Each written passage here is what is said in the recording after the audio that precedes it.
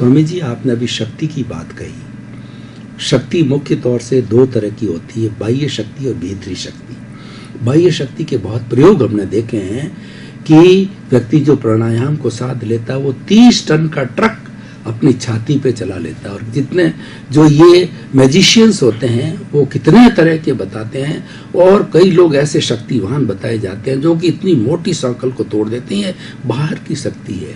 उसी तरीके से भीतर की शक्ति भी होती है। जैसा आप बताते हैं कि हमारी आत्मा सर्वशक्तिमान है, तो इन दोनों बाह्य और भीतरी शक्तियों में से मूल्यवान कौन सी है?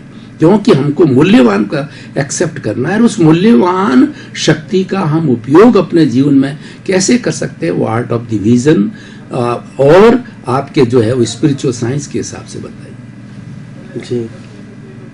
तो वैसे भौतिक जगत में, व्यवहारिक जगत में, सामाजिक जगत में 5 इंद्रियों के माध्यम द्वारा जो कुछ भी चीज अनुभव में आती है उसी को ही दुनिया मानती है, दुनिया स्वीकार करती है और दुनिया अनुभव भी करती है। इसी को ही या तो महान मानती है, अच्छा मानती है, बुरा मानती है, जो कुछ भी मानती है, मगर वो बाह्य शक्तियों के आधार पर अपनी राय देते हैं, अपना अभिप्राय या तो ओपिनियन देते हैं। मगर वास्तव में जो आंतरिक शक्ति है वो सबसे बड़ी शक्ति है। बिना आंतरिक शक्ति, बाह्य शक्ति की कोई कीमत नहीं है। आप समझे, आपने 1 अरब रुपया कमा लिया आपके पुण्य से, आपकी मेहनत से, आपकी बुद्धि से, और कमाने के बाद अंदर से आत्मा निकल गया। आप क्या कर सकते हैं? कुछ नहीं।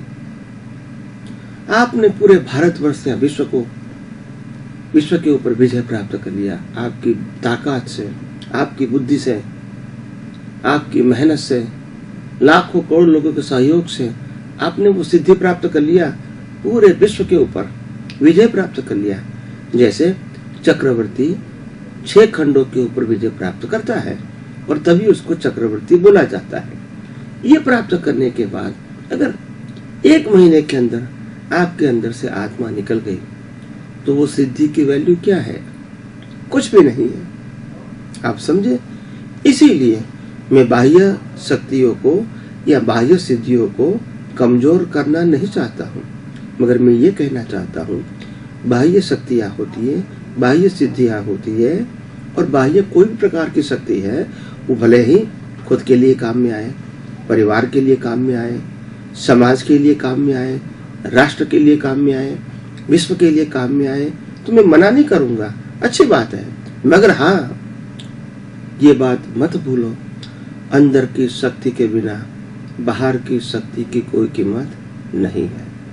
तो अगर हमको वास्तव में मानव से महामानव बनना है, प्रकृति के माध्यम से भी परमात्मा की पहचान करना है, अज्ञान के ऊपर विज्ञान से सनातन सत्य की अनुभूति करना है, तो आंतरिक शक्ति को देखना पड़ेगा, आंतरिक शक्ति को समझना पड़ेगा, आंतरिक शक्ति को अनुभव करना पड़ेगा।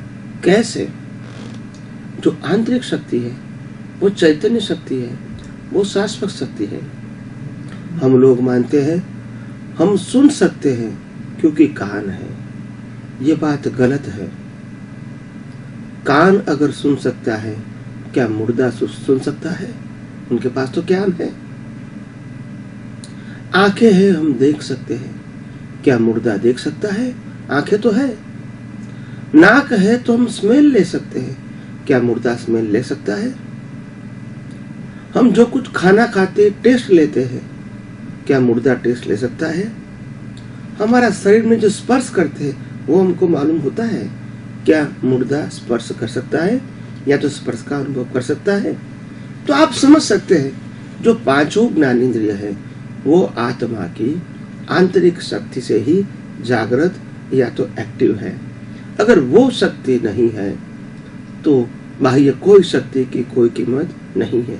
तो मैं ये कहना चाहता हूँ, अगर आपको मुक्ति के मार्ग पे, सनातन सत्य के मार्ग पे और आत्मा की अनंत शक्तियों के अनुभव के मार्ग पे आगे जाना है, आगे बढ़ना है, अनुभव करना है, सिद्ध करना है, तो आपको खुद को ही आंतरिक शक्तियों को जगाना पड़ेगा।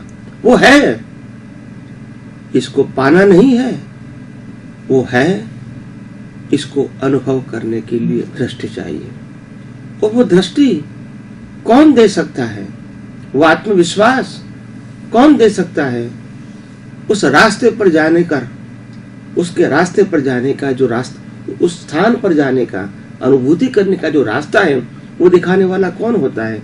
वो स्वयं अनुभवी ज्ञानी पुरुष होता है, जो खुद रास्ते पर चल रहे हैं, अनुभव कर रहे हैं, और वही रास्ता आपको दिखा सकते हैं, और वही दृष्टि से आप खुद की ही अनुभव कर सकते हैं। आप खुद का ही अनुभव कर सकते हैं, खुद की अनंत शक्तियों का भी आप अनुभव कर सकते हैं। शक्ति अंदर है, हर प्रकार की शक्ति पड़ी है अंदर, शाश्वत शक्ति है। विश्वास जगाने वाला व्यक्ति होना चाहिए। विश्वास कैसे जगाएगा? क्योंकि खुद ने अनुभव किया है। अगर मैंने खुद ने अनुभव नहीं किया है तो मैं आपके अंदर विश्वास नहीं जगा सकता हूँ। हाँ, जो मैंने पढ़ा है, जो मैंने सुना है, वो आपको ट्रांसफर कर सकता हूँ as a teacher, as a प्रवचनकार, as a professor, as a साधु संत या सन्यासी। जो पढ़ी हुई बात है, सुनी हुई बात है, मैं आपको बता सकता हूँ, मगर मेरी बात में पावर नहीं होगा, क्योंकि मेरा खुद का अनुभव नहीं है। तो जो चीजों के अंदर अनुभव होता है उसमें बल होता है। और अनुभव क्या है? खुद की शक्ति का अनुभव करना है, कोई पराई शक्ति का अनुभव नहीं करना है। और पराई शक्ति का अनुभव करना है वो तो क्षणिक होता है, आज है कल नहीं है। जो चीज आज हम जानते हैं, मानते हैं, कल भूल जाएंगे। जो आज व्यक्ति हमारे सामने है, कल नहीं होगी। जो आज भौतिक शक्ति हमारे पास है, कल नहीं होगी। जो आज हमारा स्वास्थ्य है, कल नहीं रहेगा। आज हमारी इंद्रिय शक्तियां है, कल शांत हो जाएगी, स्थिर हो जाएगी, बिगड़ जाएगी। ये सब कुछ टेम्पररी है। और टेम्पररी के अंदर परमानेंट कौन है? हम खुद परमानेंट हैं। हमारी सब शक्तियां भी परमानेंट है, शाश्वत है। तो मैं आप सबको ये बात बताना चाहता हूँ, आंतरिक शक्ति के बिना बाह्य शक्ति की कोई कीमत नहीं है। तो अगर मुक्ति के मार्ग पे आगे बढ़ना है तो सबसे पहले अंदर की शक्ति जगाने की कोशिश करो। है, लाने की नहीं है, सिर्फ अनुभव करने का है। तो आपकी दृष्टि जो आज बहिर्मुखी है, पांचों इंद्रियों के माध्यम से उसको अंतर्मुखी बनाना पड़ेगा। और अंतर्मुखी बनाओगे तभी धीरे धीरे अंदर की शक्तियां जागृत होगी, आगे बढ़ेगी, और आप खुद की ही शक्ति का अनुभव होगा, सेल्फ कॉन्फिडेंस होगा, आत्मविश्वास होगा, और दुनिया की कोई भी बाह्य ताकत आपको आपकी स्थिरता से चलित नहीं कर सकेगी। तो इसीलिए आध्यात्म मार्ग में कुदरती कानून के अंदर आंतरिक शक्तियों से बड़ी शक्ति कोई नहीं है। और जो बाह्य शक्तियां हैं वो बड़ी है समाज के लिए, मगर वो विनाशी है और टेम्पररी है। और आंतरिक शक्ति परमानेंट है और अविनाशी।